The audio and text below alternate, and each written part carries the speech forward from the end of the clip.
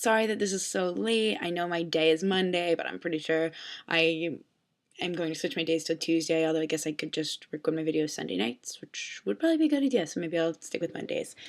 Um, but anyway, so I wanted to I wanted to say thank you for your video from last week because I really just appreciate the fact that you are so willing to talk about it um, and just be open with me and with anyone that ever watches these videos. If anyone ever watches these videos, I'm happy that you were willing to be so open with me. Um, and then what I wanted to talk about this week was something that is kind of personal to me, but might not be that interesting to you. And it's in the news. So I don't know if it's really all that interesting to you, but I want to talk about um, the release of Gilad Shalit, the Israeli captive soldier. Um, that was one thing that I want to talk about this week, so I'll start with that.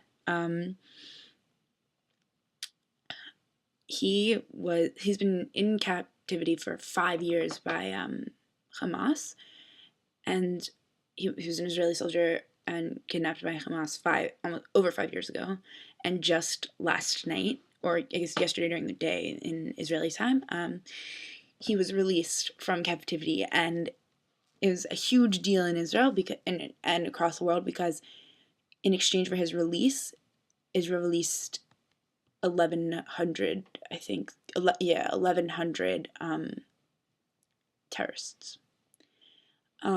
So clearly this is very controversial. And I see it from both sides being, obviously, I strongly support Israel. I've been there many times. I love traveling there and and all that stuff. But obviously Israel's policy is to anyone that gets captured from the Israeli side is gotten back dead or alive.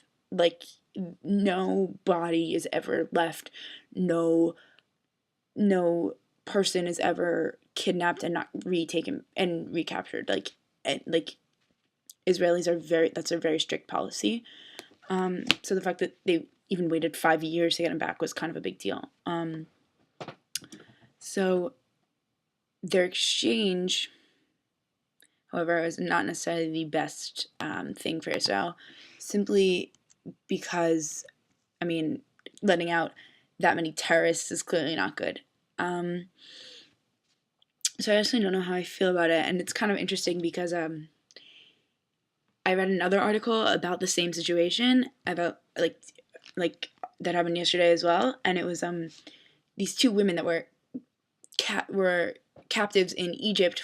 They were Palestinian women captives in Egypt, in captivity, captured. I don't know.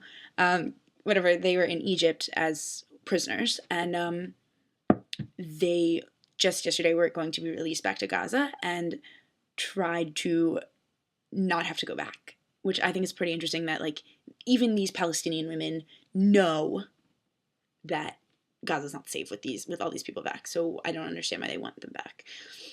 That was the first thing. Sorry, this video is getting kind of long. I guess the second part I might just talk to you about personally. I'll just start it quickly here. Honestly, just yesterday, in two different instances, I've had people pick fights with myself or people that I care about, and I just don't understand the concept of being insulting and being rude to anyone really. I was hurt by the words that a person that one of the situations the person had a right to be mad, and the other one the person made a rude remark on something that was pretty serious, on something related to Gilad Shalit, and my friend told him that that was not appropriate, and he said all this really rude stuff back. And honestly, I don't understand why and how people can be so rude, and it's just harsh and hurtful, and I don't appreciate it, and I don't think anger is ever the way to handle the situation. So on that joyous note, I'm going to say goodbye because this video is over 5 minutes now. So yeah, I will see you tomorrow, I guess. Bye!